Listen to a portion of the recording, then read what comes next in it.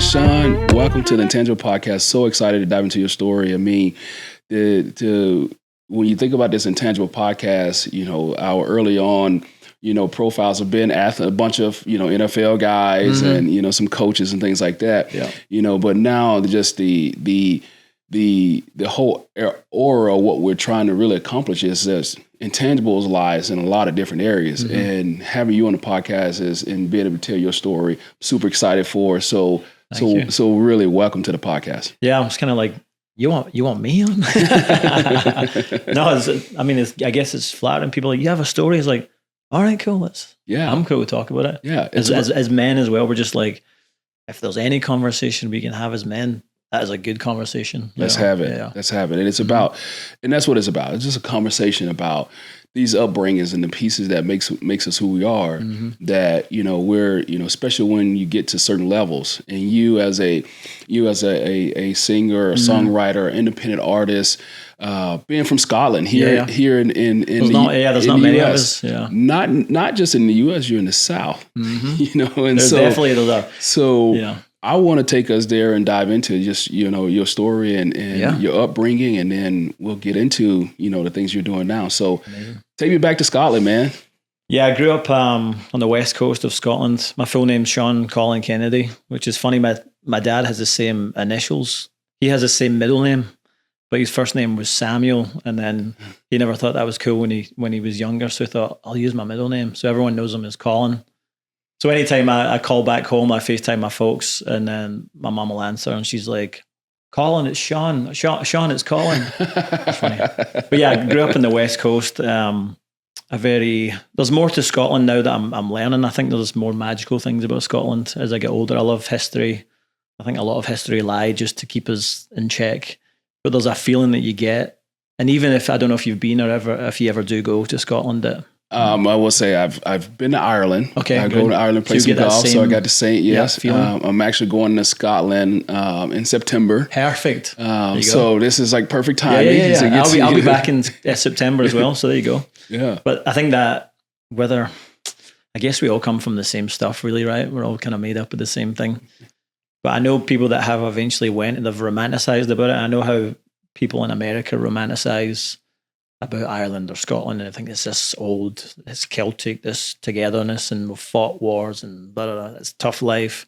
But you'll get that feeling when you go there. You're like, I believe you'll get it. You'll get that same thing that I get when I go home. You're like, oh, it's kind of familiar, or like, oh, it's doing this, it's pulling on me. Like Nashville does that thing. Whatever it's in the land, I don't know what it is. The community or energy. You try to leave Nashville, and it just keeps pulling on you. Scotland does the same thing, but I will say, growing up in Scotland, I went to school. I left school when I was 16.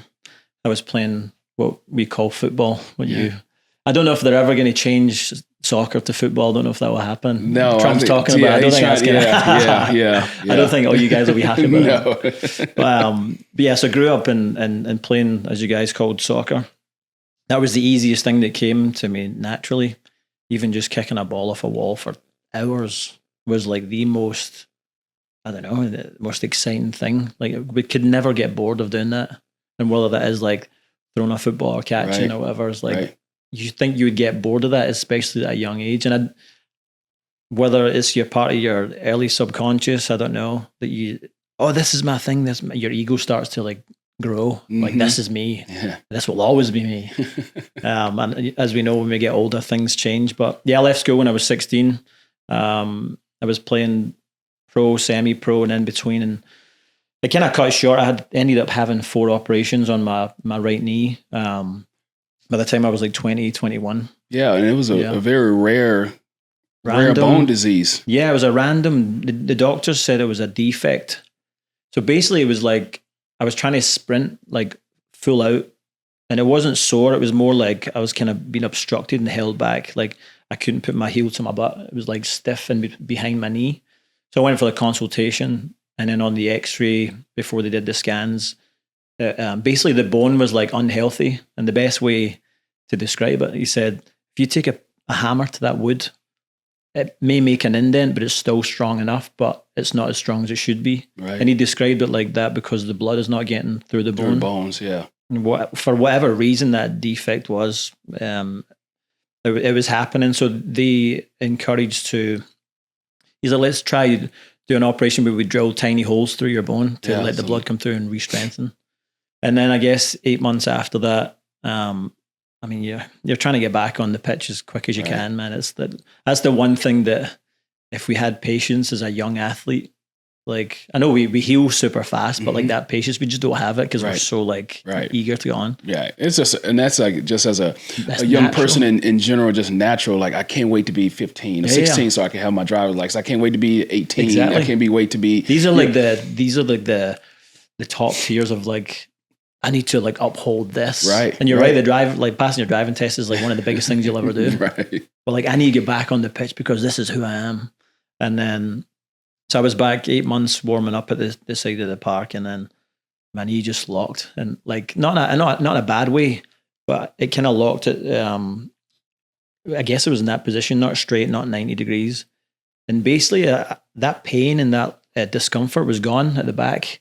But then I was like, oh, what's that floating in my knee? So you kind of just got on with it. You kind of pop it in. It's like, not 100% sure of that.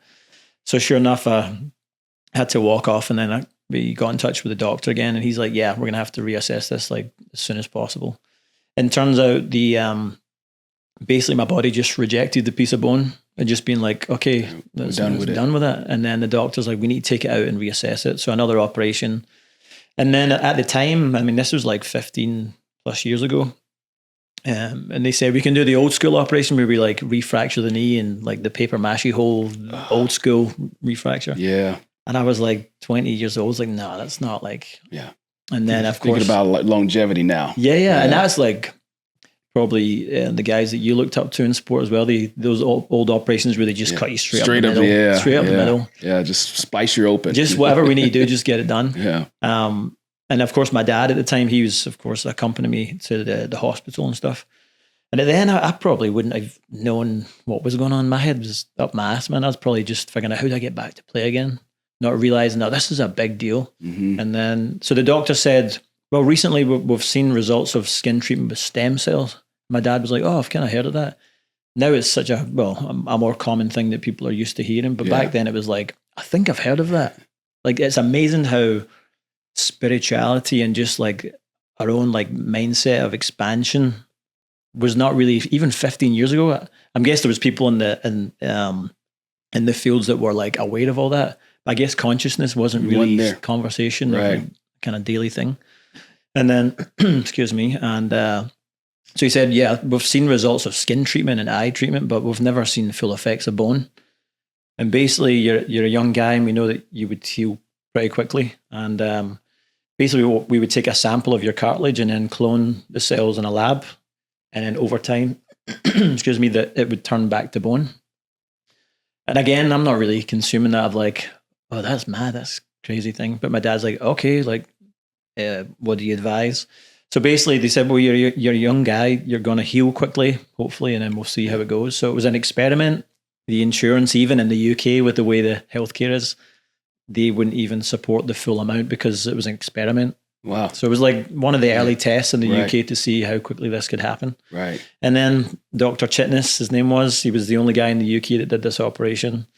Went ahead, another operation, took the cartilage out, and then cloned the cells in a lab in Germany for like 12 weeks. And by this point, I'm like so depressed that my ego is gone. The doctor's like, just so you know, there's probably the 100% chance that you won't. I'd advise you not to play again. This is such a big operation. And again, still not fully taking it in because that depression started to kick in at a young age. Yeah. Everything I thought I'm supposed to be. Because it goes back to that, you built this, your ego expanded and it grew. Mm-hmm. And it grew. And now this is who I'm going to be forever. Yeah. High school failed me. So I'm like, I'm meant to be this. Yeah. And I was just not like a lot of people weren't interested because they had this thing that they were driven by.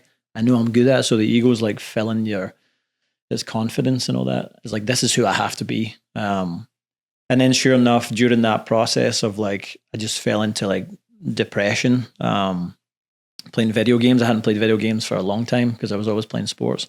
And then sure enough, just laying on the couch, like sleeping in too long. And I guess that's even a lot of kids that even just drop out of high school, they don't have anything to follow, go do that same thing anyway. Right. And God bless parents that do have like, you need to go and do this, you need to try this, you need to do that.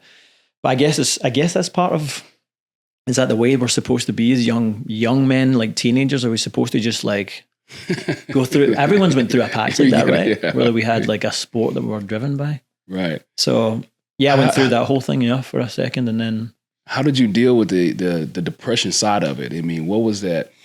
What was the thing that like, that you were trying to get to to then start to figure out, how do I get out of this? Because I'm sure now you got a journey of recovery, and then you're thinking about the recovery aspect of it, and now you got another journey of like, how do I get myself out of this deep depression that I'm in? Yeah, I think even just being, I guess, looking back at the time.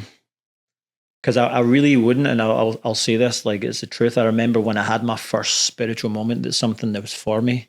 I just assumed prior that this is what I'm supposed to do, but I never had anything that like, oh, this is actually for me. Right. This is what I do. Right. So I never really thought of it at the time until like even just talking about it now. I guess I'm just supposed to go through this state, and then like I'm going to try again when I go through this operation. But in the meantime, I'm not allowed to do the thing that I love doing every single day, which is a very strange thing. I've never really had a proper conversation of like, how did you feel when you were depressed in that moment? It's like I don't remember, as in I don't know if there was anything particular. It was just a state of nothing. Just numb. It's like I guess it's like losing someone. It's like the amount of people that I've lost, family members and best friends. It's like. Essentially, that's what it is. You've lost this sense of self. It's abandonment. Yeah. Which is like, and we all talk about that's like a big thing. I know we'll probably get into the masculine and feminine wound of what we've got, whether it's relationship with your parents, or whether it's like breakups when you're super young, your subconscious, or people dying and leaving you. Right. And I know that's a part of me that I just hate people leaving. Yeah. And it's like, I just don't love that. So it's all maybe it was like the death of myself was leaving, and I was such a state of numbness, like, so yeah, sure enough, I was in that process of 12 weeks, and then got the call they were flying the stem cells back from Germany, which when I think about it now, I was like, that's the coolest thing. That's really cool. And that's going to go back into my body. Exactly, which is strange. So yeah, I had the big operation, and they gave me an epidural. My legs were numb, and basically they open everything up, inject the hole with a membrane, and then they inject the cells in the inside. So basically, over time, they hope that it turns back to bone, because they've never seen it.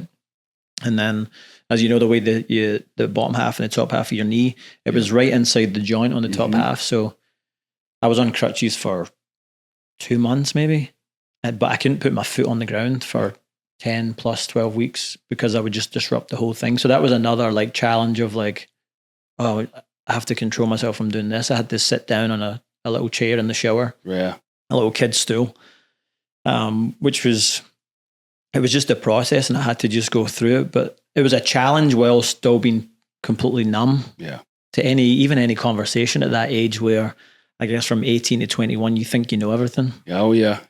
And your relationship, especially. I think it's gotten even younger now. It's like it is though. 15 now. Because kids are smarter, and they can take in more information.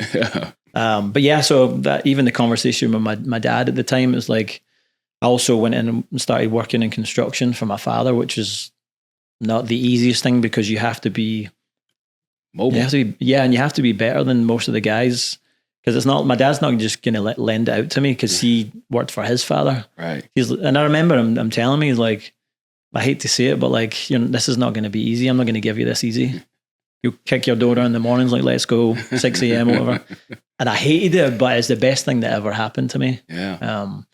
So yeah, even that being a mentor, where that, I guess I'll say 18 to 21, where you don't want to listen, or I was listening, I just didn't want to answer it, except because I'm in this state of numbness, and like, well, you don't know what my life is like right now. Like, you don't know what this feels like, all that kind of thing. The victim thing. The victim side of. Yeah. So there's a lot of like learning, but yeah, crutches for 2 months plus, no driving for 6 months, no running for over a year.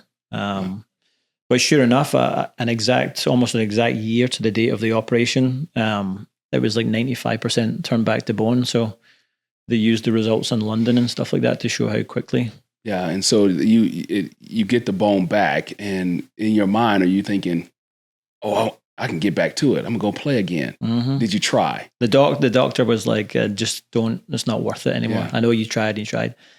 And then I guess I never went back and played until another maybe a couple of years. So I was always gonna. It's like just to go play around, not actually like. He's gonna tell you not to throw up. If you can't throw it, you're right. You'll learn where you're left. Yeah, you know. Yeah.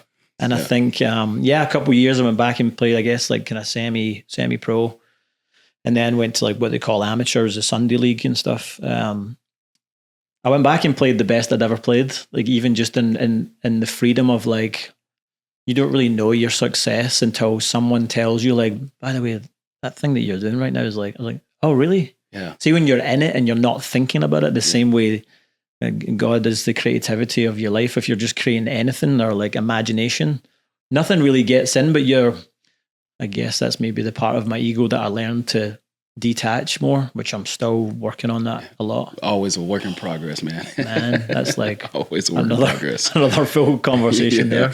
Now, as you were in your depressive, like that numbness, did you have any other creative outlets? No, but that was the whole reason that I do believe that I was supposed to be, briefly before we started this, and you said that there comes a point where you either learn or you're actually forced. Mm-hmm. Like God will literally redirect you, whether it's the worst thing that can ever happen to you.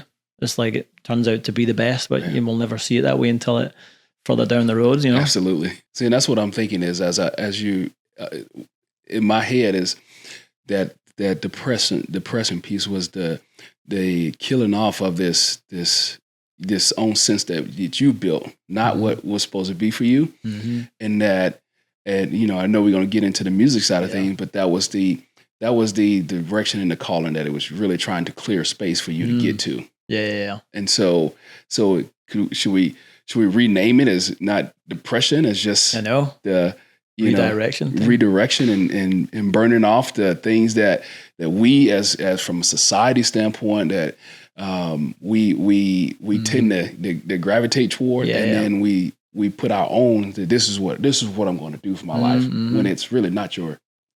Yeah, you don't even get a choice, man. And that's what even the smaller things just in life, maybe the same way for yourself, the way you just look at the little things like, oh, that's what that is. Uh-huh. And before it'd be like, oh, the worst thing that's ever happened to me. Micro redirectional movements. Right. I mean, I don't think there's no coincidence of nothing. Yeah. Like, I don't think it's even, and that's so hard to take, like whether it's your parents or someone you look up to and they tell you that it's like, you're just exactly where you're supposed to be. And that's so like, to detach from that is so annoying. It's so annoying, man. But in hindsight, when you look back though, you realize you're like, I'm glad I went through that. Oh man, I'll do it all over again. Everything. I think about my career, all the injuries and how I grew up and all those different things. It's like, man, I wouldn't change, growing up in Mississippi. I wouldn't change, the injuries and things that I had, because at every step it taught me something. Every step it taught me something. And it taught me, these pieces that now has really set the foundation for, what really God has for me through my life. And so that's what I immediately started to think about as you're, talking through that, but as you start to figure out, what is that next off ramp for me, that next phase, how did you start to discover, your voice in music? Like, was that something like, I know as I look, I know your dad was into music growing up and, but were you a guy that's singing around the house and just always had that voice, or is it something that you really had to find? It's just all of a sudden it just came out. Yeah. I mean, and that's people like, no, there's no way you were like tone deaf and you can just like sing. And I don't know if there's podcasts on when people have near death experiences. There was Jeremy Rayner. Did you watch that? Yeah. So when I was on crutches for long enough, and as you said, my dad's been a musician his whole life. In the 70s, they were about to sign a big record deal. In the 70s, they were touring all over Europe. He'd recently met my mom, and that fell through for specific reasons with the band were kind of split up, but they were on Radio 1 in London. They were in the front being going to be the next thing, and it just fell through, and he met my mom and came home. So that was his path, was supposed to be a certain way too, and he had kids. And I know for a fact, like, his love would be because God had given him a gift to be able to communicate through music and performance and all that, and he can write. That the dream would be for my son, Yeah, absolutely. My dad had said, do you want to try practice guitar when I was like 12, 13, and did some lessons, and then just no interest. So of course, through the operations, and I'm literally can do nothing. And all that time I had to spare, I would sit down in the shower. I mean, this is like 15 years ago. So I'd put the iPod in the docking station, the wire under the door, because it wasn't Bluetooth at the time, and it was all that. So I would 20 minutes, I would just be in the shower, sitting down. And I grew up around good music, so it's the frequency is like in there somewhere. Yeah. You just need to find a doorway, or like just connect those wires, like, oh, right there. My sister went to college for music. My mom was a dancer. So it's all there. It's all inside me. Yeah. But I don't know whether it's the cross wires, something just needs to be like reconnected. I don't know. But that started to like influence myself and my mind and the frequency. So I would just like sing along with songs. And then apparently my sister had, at the time she was back from college, and she walked past and she heard me like other side of the door, like belting out probably I Don't Want to Be by Gavin DeGraw or something like that, or like a John Mayer. Like, my sister was like, listen to this guy. And I was like, oh, he's became one of my heroes or whatnot. We grew up listening to Stevie Wonder, to like Steely Dan, everything. So I guess it just started to influence. And then my sister was like, how can... he was tone deaf. How that doesn't make any sense. And she mentioned it to my dad, and my dad was like, Sean doesn't sing. This is fascinating. He does not sing. And she's like, no, you need to go here. So like it's like a rom-com or something, like the whole family's the other side of the door, and I'm just like just going for it in the shower. And then with not knowing what it is I'm doing, I'm just like, oh, this feels right. Okay. Right. And then my dad slipped into the conversation. He's like, so your sister said you've been singing and you hopped up in the karaoke with the guys when you're out at the weekend. I'm like, yeah, just whatever. And then he's like, well, if you feel like it's something that you, very delicately, he's like, if you feel it's something that you want to pursue, like maybe record some cover songs. And that was really delicate and touchy for him, because it was like, what do you mean I should like it? Yeah. We had such a fine, great relationship, me and my dad. But he sent me to his friend's studio, which was, I admire him. He's like, okay, there would be no like conflict, or like we wouldn't be butting heads in the studio. Right. But he's also excited. Yeah, so he's like, I think I'm going to send them. See, you're amazing. I'm like, I commend my dad for that. So anyway, he sent me there. I recorded a few songs with his longtime friend, and then came back home. I was still on crutches at the time. And then he got the songs back, and apparently he had like a tear in his eyes, like, where did this come from?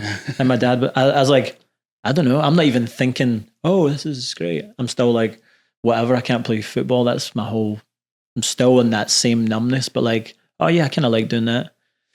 And then sure enough, my dad said, I can't believe that this is coming out, you're making this sound, because your sister said you were tone deaf, all that.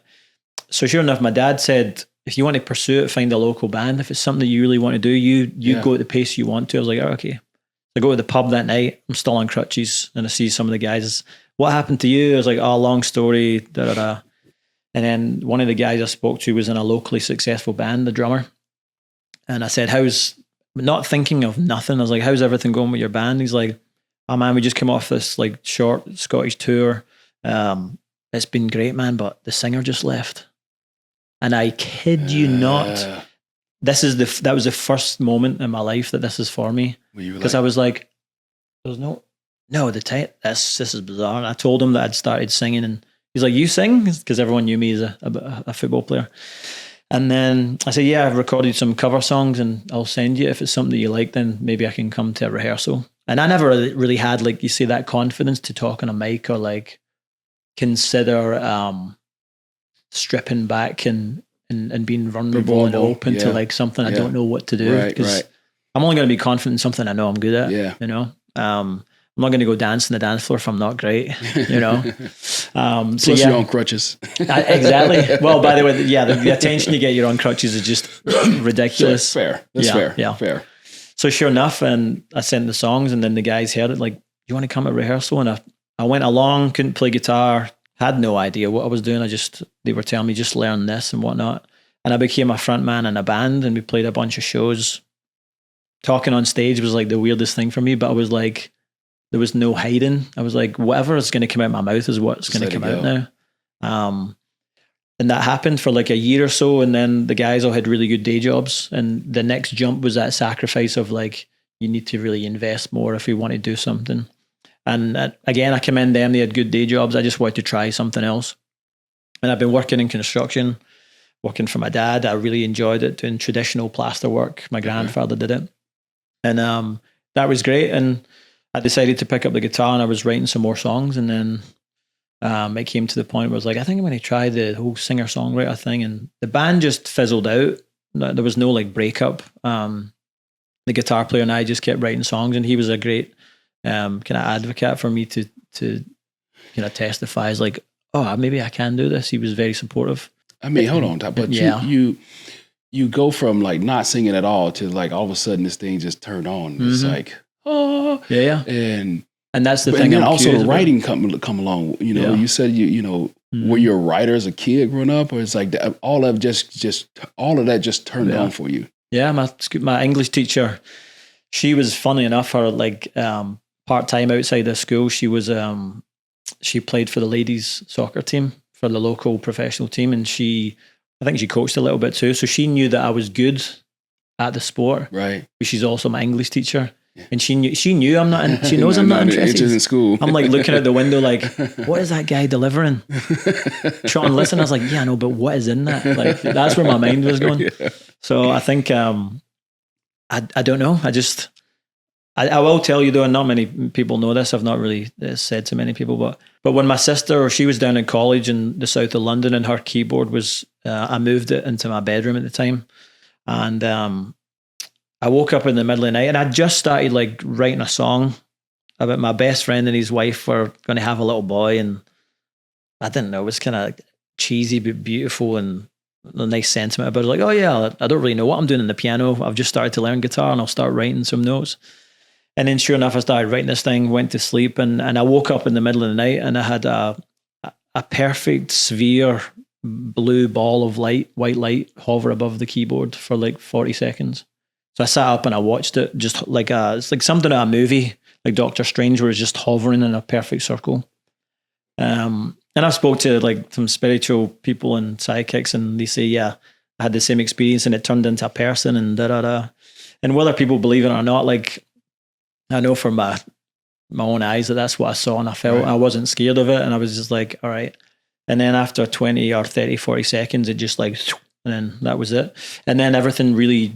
What do you think what do you think the meaning of it? Yeah, I just think it was my calling, to say like... So it was just letting you know this is what you're supposed to be doing. And I believe if it wasn't really then, it would have been something else. That's really cool. Hold on one second. I want to... Yeah. I want to see if I can now see if those wires will connect and have me start singing, because every athlete wants to be think about want to be a musician, garden, like the sound of music. People like Step Brothers. No way in hell he just get that voice. It's like telling man like a ball of white blue light. I mean, it's like, am I calling? No, that's really cool, man. I don't think I've ever spoken with someone who's have had that deep in. Of that type of awakening, and for you to have that gift of being a good soccer player, and then having an injury that took that away from you, and then being able to transition and all of a sudden wake up, and you have this beautiful tone, and then also being able to write songs, and then being able to pursue it, and not just pursue it, but having that mentor as a father that's also gone through that, and those things are special, especially me, because I think about my son as I get to now mentor him on something that I did, because he's now saying, oh, this is what I want to do. Who knows what's going to happen with it and how he's going to be. But the beauty of it is I get to share those deep pieces that, injuries and how to deal with it and how to manage your emotions, how to, show up on the field daily. I get to have those conversations. Yeah. Well, now, whether he's listening or not, that's still to be decided. It's amazing. And I really I know I'll have that experience someday. My own son, I believe that's the way it's supposed to be. And even friends that have got kids as well, it's watching my my buddies back home where their kids are playing with like the pro team that either we played with or we looked up to, our favorite team, and their sons now in the lower levels, and they're doing really well. I'm like, that's great. That's cool. Also, you don't know what they're going to become. You never know. And that whole thing, like, what does that mean to you when you have to step back and be like, you can only, it's not even pressure. You can only give so much. And then the rest is just like grace and, I don't know, just admiration, right? Because he's probably doing things you're like, I couldn't do that by that age. Yeah. Like, I mean, and that's the thing too, especially now with all the different trainings and stuff like that. Oh, just how much further along they are now than when I was coming through is unbelievable. And, you know, it's for me, I have to think about, I remind myself all the time. It's like, you know, this is their first time doing all these little things. Oh man, I don't know. And because in your mind, it's like, what are you doing? Why you know you got to do this? You got to do that. But you just have to, you know, take that step back. And then, you know, I admire the space that they're in because they are further along. And then also because I got to do it for so long, I also get to see the other side of it where I can be like, wow, oh, you should be doing this, you should be doing that. But I have to say, oh, he this is his first time just even doing this little baby step. So he still has to build that muscle to even be able to do that, you know, be able to get that far out. So it's definitely a fun process, but it's also a process of like, you know, just constantly just humbling yourself to taking that because you can't do it for them. They have to choose it for themselves. And so that's been fun. Well, I like to do a quick 2-minute here. We do this 2-minute drill that, you know, we like to do for halftime. And it's just like some rapid fire questions that I'm going to throw out to you for you to think about. The first song you ever wrote, what was it? Do you remember? Completed song. I think it was called Come Back Around Again. And there was only 2 chords.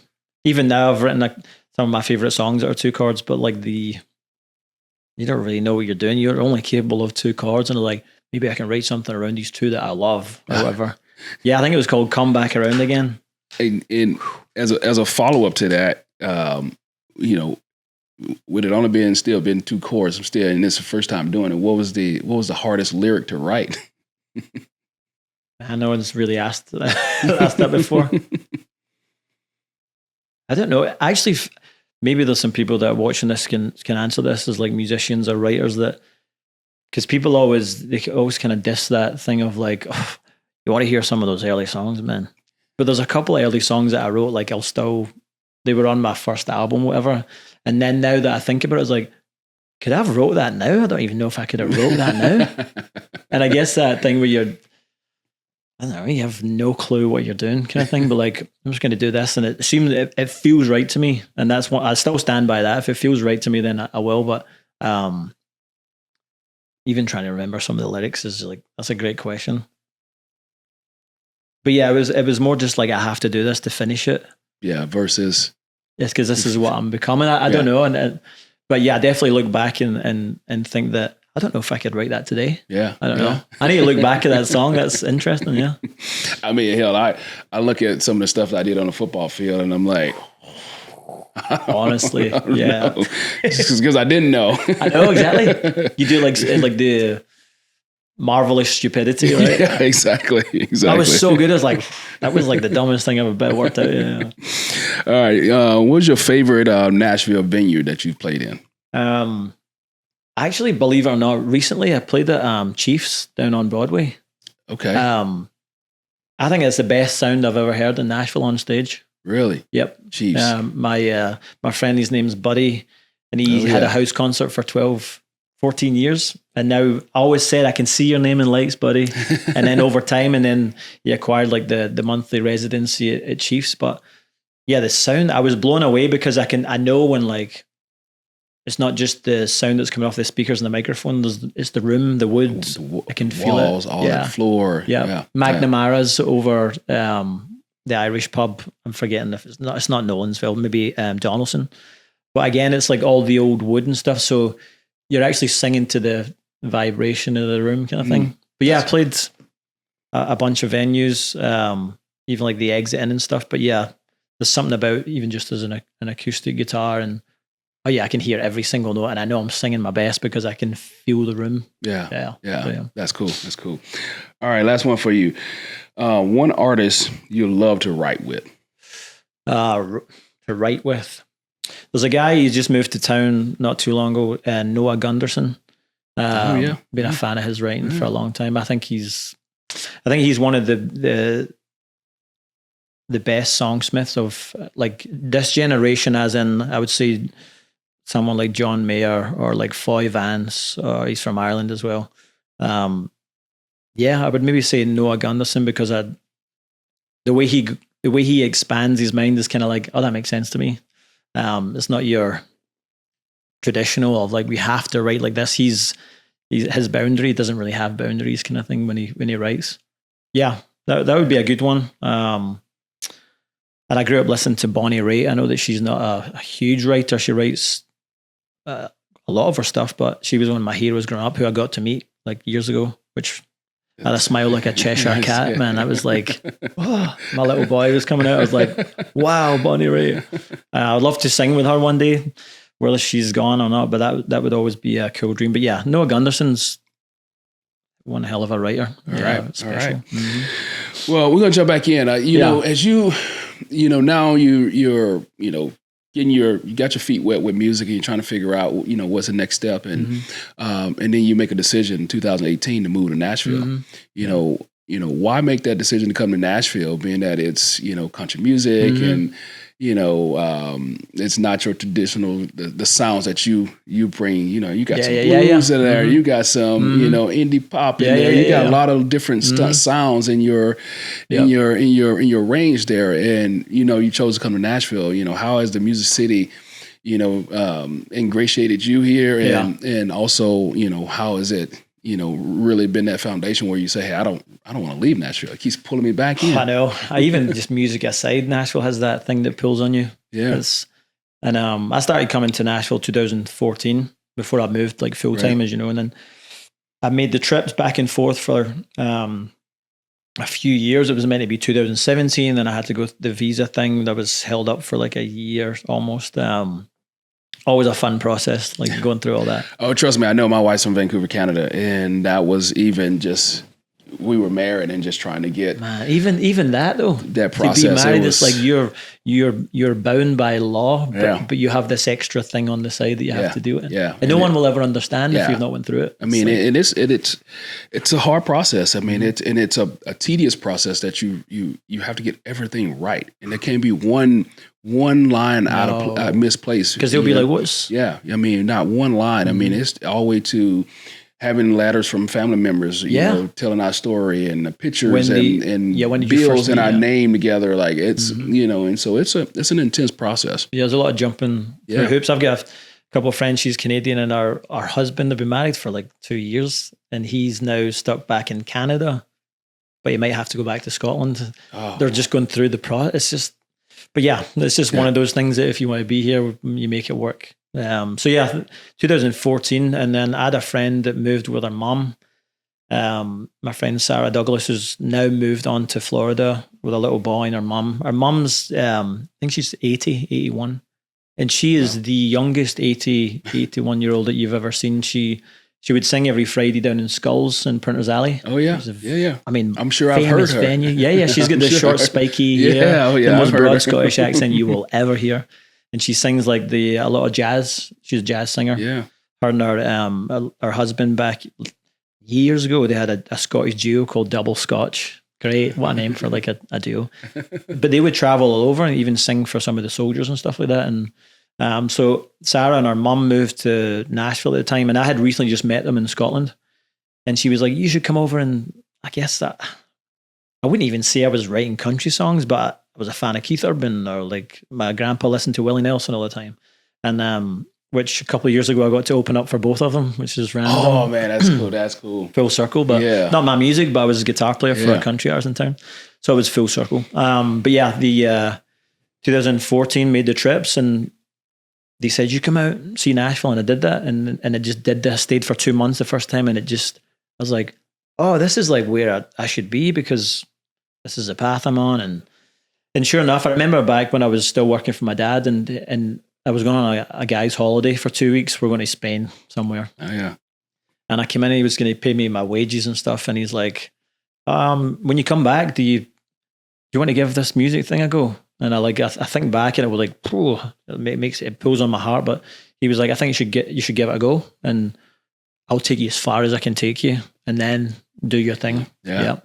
No, and do many people get that opportunity to be like, because I was like, no, I'll keep working, I don't mind. But I was fought between coming home after grafting a labouring job, physically tired, where I want to write a song and I can't.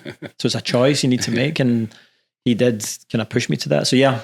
And then gone through the process 2018, but I still love country music. I love like authentic, real, true country music. A lot of my best friends are in very successful bands, like my roommate in a band called Brothers Osborne. And I've watched them since I moved here. They're people I met, and then going through their deals, and then winning a Grammy, playing the Grammys, and playing Madison Square Gardens the same year. So there's a lot to learn from that, because that's the ceiling of like, what's the best thing that could ever happen to you in football? It's like there's nothing above it. Yeah. If you reach that, like say you win a Super Bowl, Super Bowl, man. Yeah, you got to go win it 5 times. Like that doesn't make any sense. Right. So I think it really goes back to that thing of like, unless you're Tom Brady. Well, that's another thing. You just become a robot, right?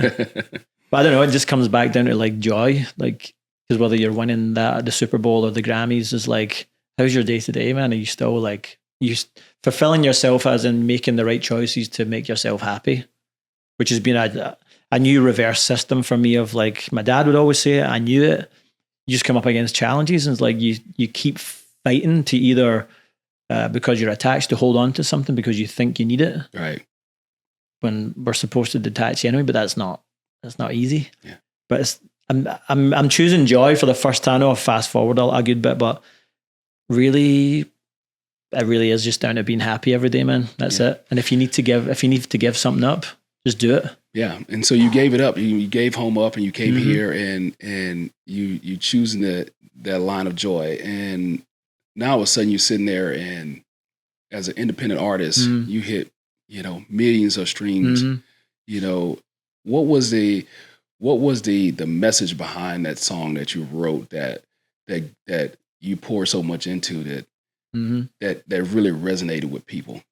Yeah, 2020, I know everything that happened, but the end of 2019, I was writing stuff, and I was always going to put like an EP out of new stuff that I was writing. And then my sister at the time, she was going through some like kind of hardships, and she won't mind me saying this, that trying to have a baby with a boyfriend, and miscarriages, and finding out that she has a unicorn womb, and it's like a endometriosis, and like that's things I've grown up with a good sister and a mum, that you learn so much things about women. Not saying that a lot of men don't know, but like there's things that men are from Mars. We need to learn exactly where you're from and all that stuff. But the guidance. But yeah, she went through that, and as she at the back end of when she went through that the first time, my grandmother had just passed away.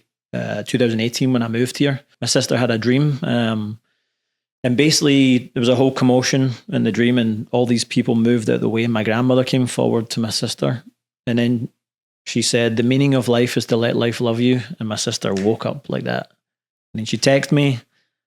Of course, we got a guitar lying around, and the chorus came out like instantly. I just wrote this thing, and my other buddy Jeff helped me finish it in town.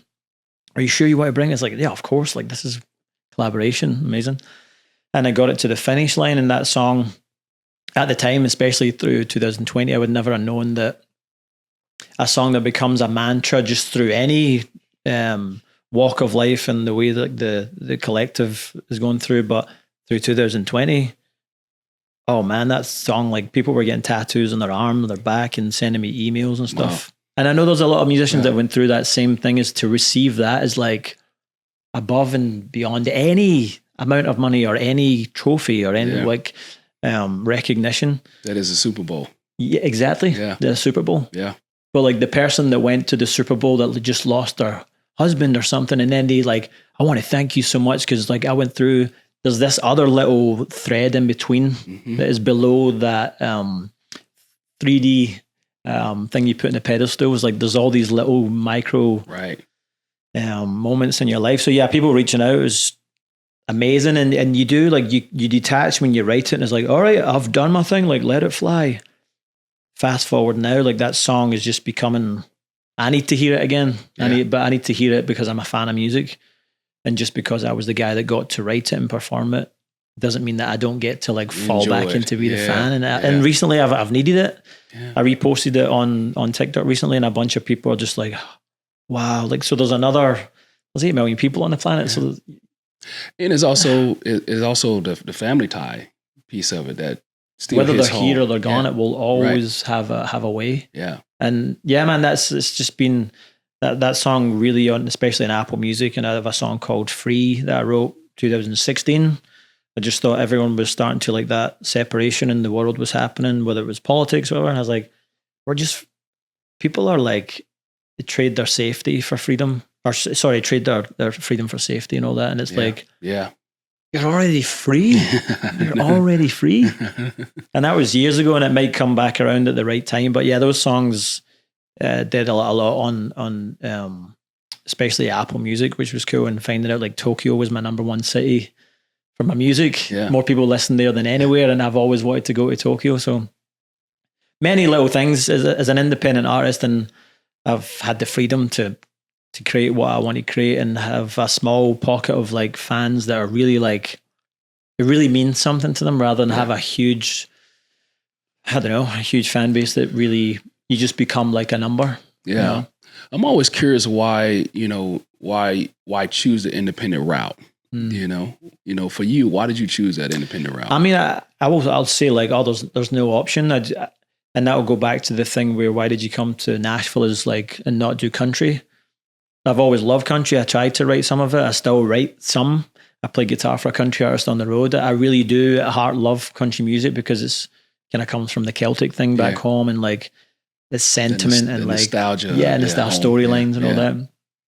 So I love that anyway. So I could never fit into what everyone else is doing. I know that's like, I know there's so many people like that, but I would always get the knock on the door or the phone calls like, we really like what you're doing. And then people just didn't know what to do with me. Yeah.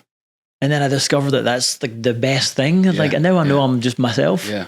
And even still now, like I feel like I made the best record I've ever made up to this point last year. And very ironic that it's called Probably Not This Town, because I feel like I've had one foot in the door and one foot out for a long time. There's a picture of my dad that's leaping through the air on the front cover with his legs out like that. I was like, this is the way.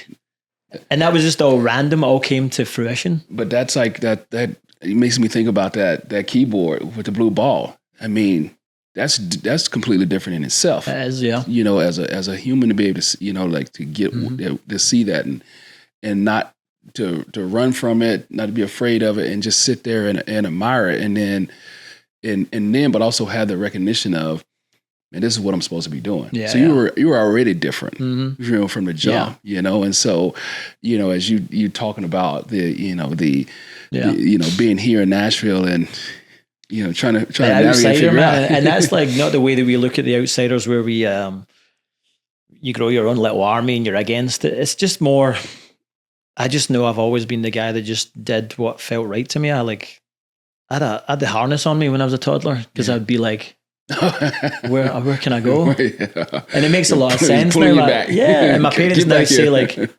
that's just the way I'm so curious about everything. Yeah. So if I feel like I want to go do that, it's because I'm curious, but like ask myself, does it feel right? And then really, as I'll say, I guess I'm a veteran now, even just within the songwriting community and the amount of music I've put out and worked at it, tried a bunch of different things, learned the production, been on the road as a guitar player, all that. It's like, I'm just meant to make choices, but now I know if it feels right. I do ask myself, is this a song that you want to look back on in 20 years?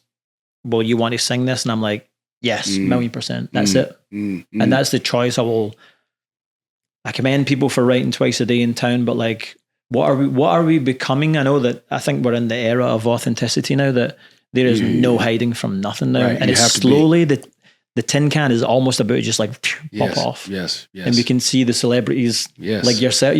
You're a celebrity, man, and I will say that. No, I know, but like we've been conditioned to think what a celebrity is, but I just mean your choice to like have a conversation. The same, like the Healers, all these big podcasts. These are the people that are celebrities now because they are opening a door to like, how do we better ourselves? Or how do we just come together? How do we like heal ourselves? So I that's my opinion. And I think as musicians and creatives, like there's a renaissance right now of amazing music that's coming out that no one knows what it is, but like, oh, cool. Now we're getting back to like the individuality of like the real authentic truth. Yeah. Why does David Bowie want to name himself like your dog, Ziggy Stardust, and he's dressed like not like a woman, but he's a star man, and it's like, all right. Cool. But just be what you want to be, and I think that there's admiration for like the authenticity again. Yeah, I mean, you just said that making a choice. You made a choice to take a very personal song. Take that song.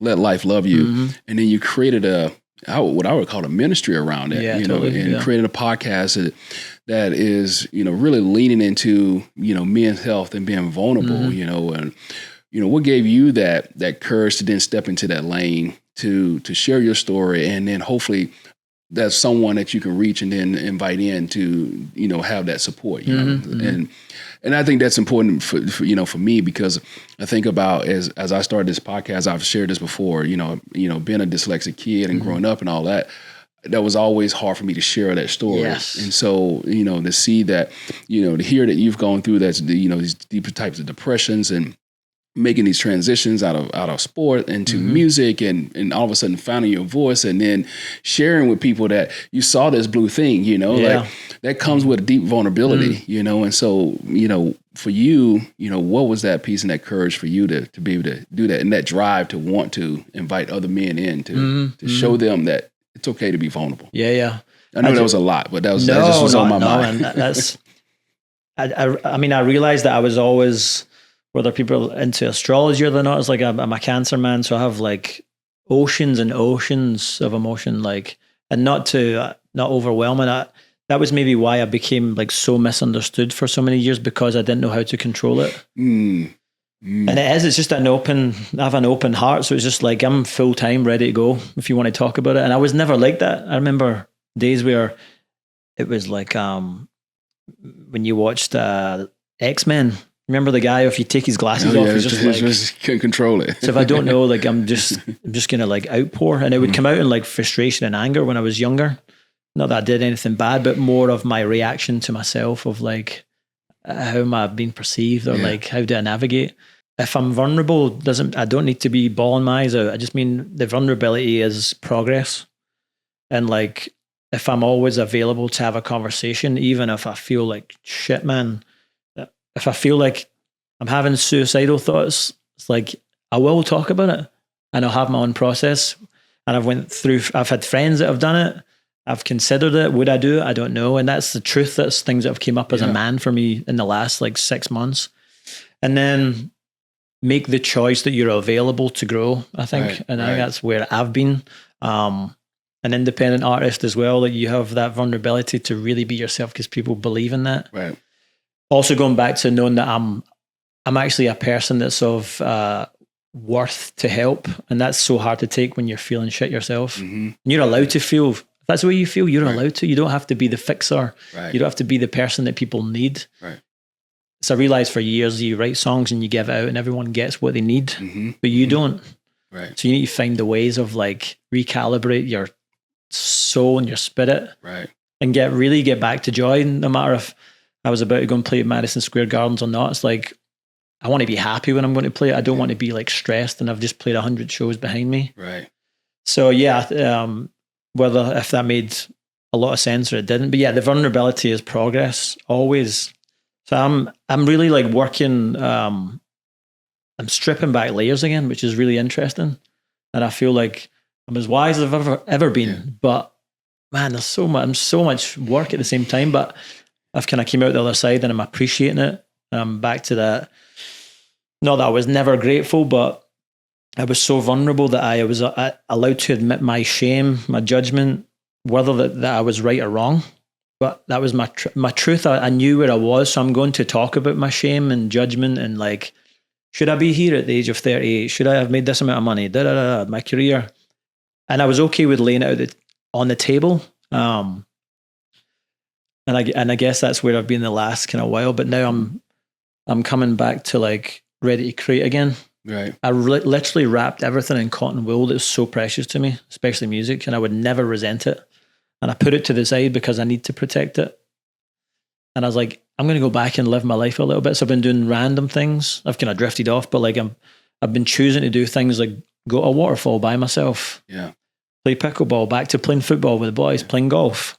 And realizing like everything is all about like still your growth, your vulnerability, and make sure you're just working on yourself every day, man. Well, and that comes with, that's self-awareness. And so being self-aware of where you are to then figure out, how do I pour back into self? I think that's why these type of conversations are important, that, you know, what you just shared here, and it's that vulnerability of like, we don't all have it figured out. No. And especially now where there's so much pressure, like you said, you come out of college, you got to get a job, you got to have all these different things, you know, particularly in sports, your social media, you got to be this, you know, you've been told you're this star. Yeah. You know, I'm not playing right now. I'm playing right now and I'm not playing well. All these different things and thoughts, and you are looked at as you're supposed to have it figured out. And these are vulnerable conversations that we can have of like why these intangibles are important, and becoming self-aware of who you are. How do you redirect yourself to start to navigate through those challenging times where it's not going to pull you into a complete,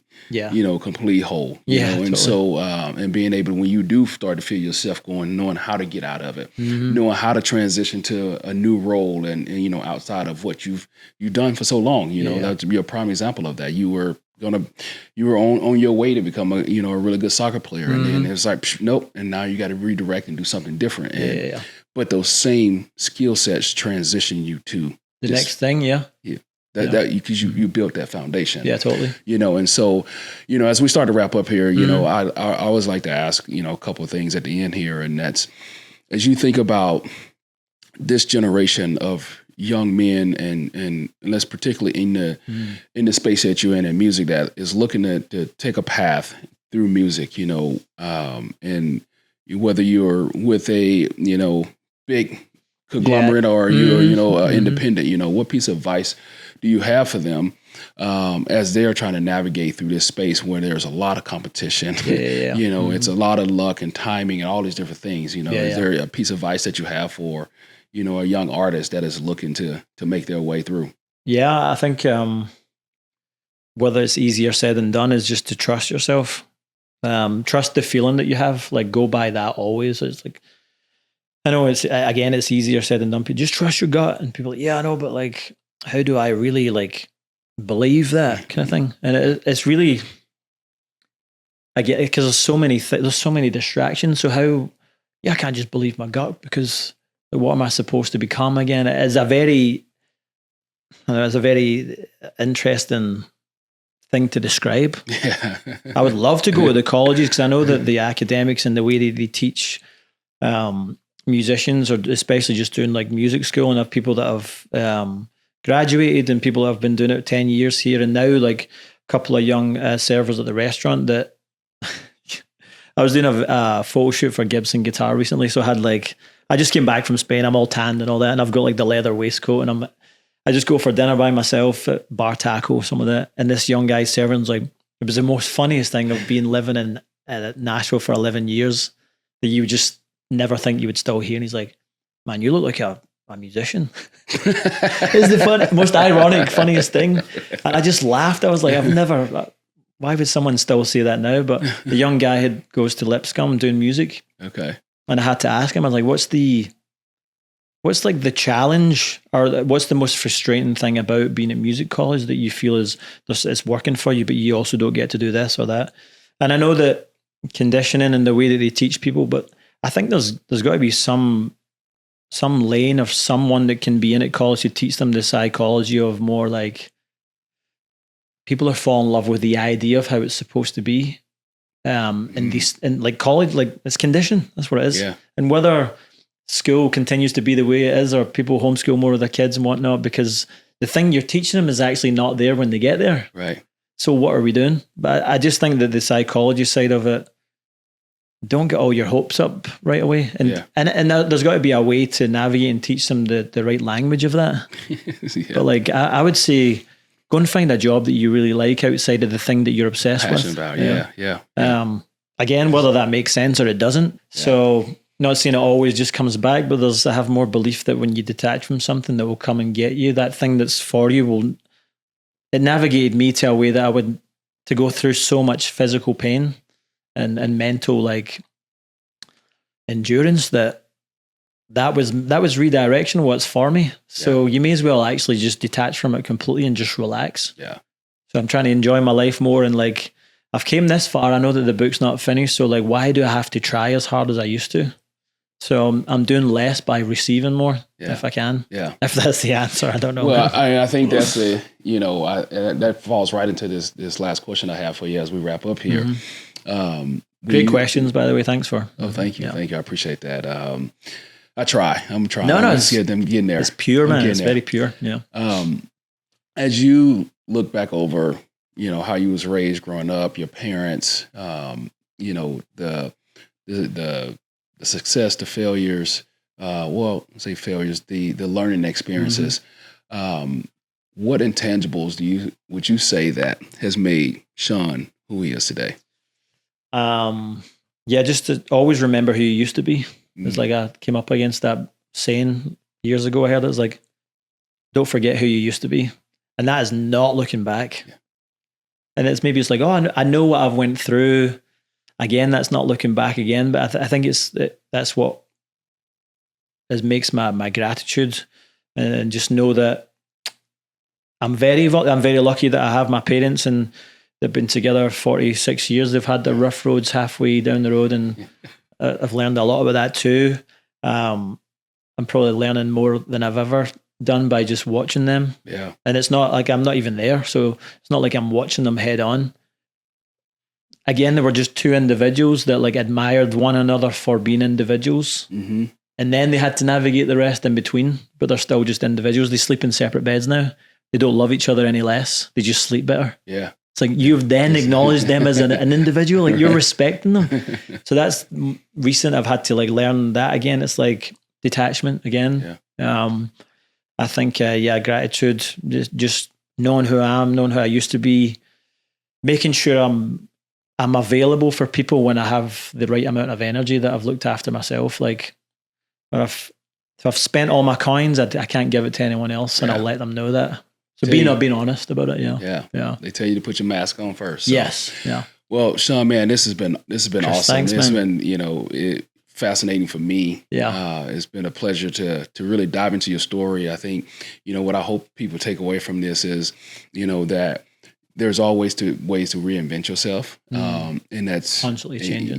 It's constantly evolving, and there's a self-awareness about yourself that is very, very important to start to learn and start to build a foundation, especially as early as you can, because when times get hard, you don't want to be searching and looking for it. No. You want to have that foundation where you can step on it, and then you can work your way through those hard times. And so, the vulnerability of your story, and I mean, I just think it's unbelievable. Thank you, it's fascinating. Yeah. So I really appreciate you joining me on this. No, I appreciate you asking podcast. Great questions, and it seems like I seem like an outsider thing, and obviously different backgrounds in sport. Yeah, similar shaped balls, right? One shaped like an egg. Yeah, but we all get to learn from each other. Yeah, and that's what this is about. Is being able to learn, hear other people's story, and that don't always mean that you have to do the same things to share an experience. And some of your experiences that you had, we've shared. Yes, same experience. So we're all connected in somehow, some way. It's just, how do we get it out in different ways that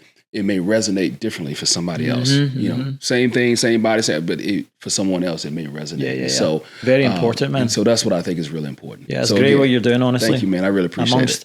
That's whether you like it or not, like the celebrities of the world are the people that are just creating a space to hold conversation. Yeah, so absolutely. I appreciate it, man. Thanks.